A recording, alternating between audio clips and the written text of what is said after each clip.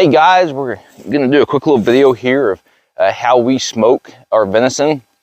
And I think every single time I do it a little bit different, but I do roll with the Bradley smoker there. These are just chunks of meat. So that's probably a pretty good example in regards to, you know, the size of the meat there. You can get the roast or whatever. These are just chunks of meat I had. I'm just gonna try out a little different recipe here. But I'll kind of walk you through the stages. What I'll do is I'll put the meat in water. I actually put any kind of seasoning you want. This time we're using Loot and Booty barbecue. I think the one I put in the seasoning there was Loot and Booty, but it was just kind of an everything rub.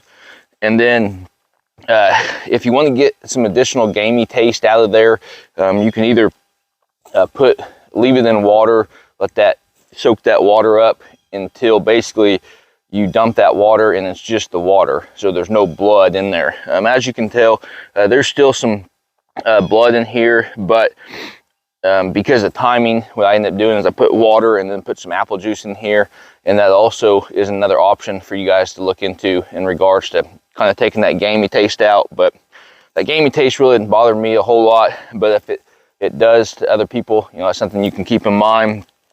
But basically, you know, you're going to put that stuff in there. This particular one, I put it in there, let it soak in there for 45 minutes. You know, the longer you marinate your stuff, you know, the more flavorful, you know, it should be. But for this one, I'm going to try just some quicker meat.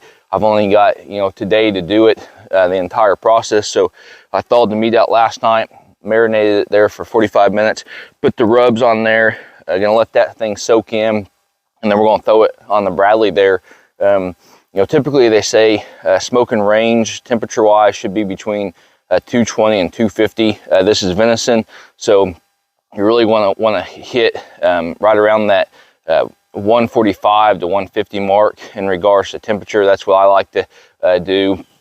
But you know, there's definitely some variations. Kind of check and see what your thoughts are on temperature range, how well you want it done, and then move on. So we've got quite a bit of meat to do here. Really look forward to getting this going, and then we'll show you some footage. All right, it's going pretty good here. We'll open it up.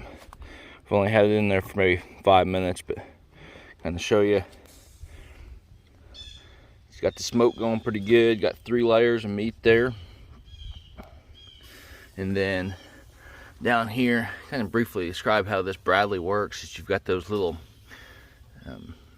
basically they're little wood chips, and they'll hit that water. I actually need to put a little bit more water in there, but you got the little oven in the back creating the heat, and then you got timers for both the smoker and the oven. And then once that little wood chip glows up, it'll actually flip over there, as you guys can see that one right there, and that's what creates that smoke with that water. So we'll go ahead and shut the door there and take you guys along for the rest of the trip there. All right guys, well, we got it done. I was able to complete it, and I ended up getting the temperature there right between, I think it ended up being 147 on several pieces there. And you know, my goal is between that 145 to 150 with that venison, just because it's such a lean meat. But we will kind of cut into this one piece real quick, and I'll show you what that looks like.